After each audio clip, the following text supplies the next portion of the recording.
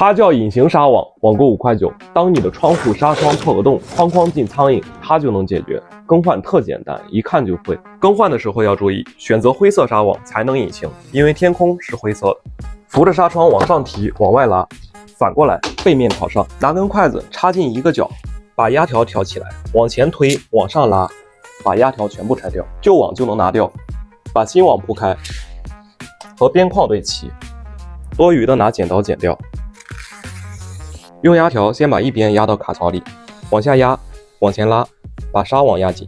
下面这步很关键，这头压完压对面，绷直了压，不然中间松松垮垮，两边也是一样操作。最后把边框多余部分剪掉。